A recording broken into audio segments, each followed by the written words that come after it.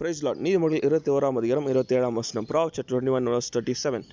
துன்மார்க்கருடைய பலி அருவருப்பானது, அதை துர்ச்சிந்தனையோடு செலுத்தினாலோ எத்தனை அதிகமாய் அருவருக்கப்படும்.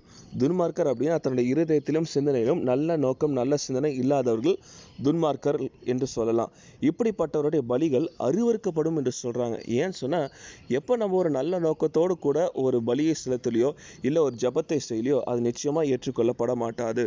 உதாரணத்துக்கு வச்சுப்போமே, ஒரு திருடன் ஒரு போலீஸ்காரர் 2 பேர் ப்ரே பண்ணுறாங்க. அதில் எது கேட்கப்படும்? ஒரு திருடன் ப்ரே பண்ணுறான், இன்றைக்கி நான் நிறைய கொள்ளடிக்கிறேன், நிறைய திருடி நிறைய எனக்காக சேர்த்துக்கொள்ளலாம் அப்படின்னு நினச்சா அது நல்ல ஜபமா?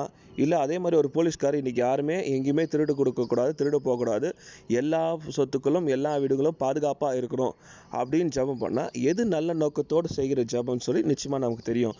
உதாரணத்துக்கு இதை இப்படி வச்சுப்போமே, அதே போலீஸ்காரர் இன்றைக்கி நிறைய கொள்ளையடிக்கப்படணும், நிறைய திருட போகணும், அப்போ தான் எல்லா மக்களும் எங்களை தேடி வருவாங்க, அப்போ தான் எங்களுக்கு நல்ல வருமானம் வரும்னு நினச்சாங்கன்னா அது நல்ல நோக்கமா இல்லை கெட்ட நோக்கமானு நிச்சயமாக நமக்கு தெரியும்.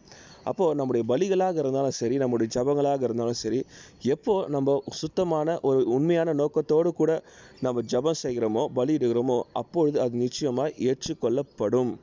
அதை தான் நம்ம புரிந்து கொள்ள வேண்டும். அப்போது நம்ம 1000 பலிகளை செலுத்துவதை காட்டிலும் நம்ம நீதியும் நியாயமான வழியில் நடப்பது தான் நிச்சயமாக கடவுளுக்கு பிரியமான ஒரு வழி அப்படின்னு பைபிள்லேயே சொல்லப்பட்டிருக்கிறது. அப்போ நம்ம உணர்ந்து கொள்ள வேண்டிய முக்கியமான விஷயம், நிறைய நேரங்களில் நம்ம ஜபம் கேட்கப்படாமல் இருப்பதற்கு நம்முடைய நோக்கமும் நம்முடைய சிந்தனையும் கரெக்டாக இருக்கான்னு ஃபஸ்ட் நம்ம செக் பண்ணி அதை கரெக்ட் பண்ணிவிட்டு நம்முடைய இருதயத்தில் பரிசுத்தம் உண்டாகும் என்று சொன்னால், நம்முடைய நோக்கம் கரெக்டாக இருக்கும்னு சொன்னால் நிச்சயமாக நம்ம 1000 பலிகளை கொடுக்கணும்னு அவசியம் இல்லை. கடவுள் செய்த நன்மை உண்மையான பரிசுத்தமான இருதயத்திலிருந்து நன்றின்னு ஒரு வார்த்தை சொன்னால் 1000 பலிகளை காட்டிலும் நம்ம ஒரே ஒரு நன்றின்ற வார்த்தையின் பலி கடவுளுக்கு பிரியமானது. அப்பொழுது நிச்சயமாய் அது ஏற்றுக்கொள்ளப்படும்.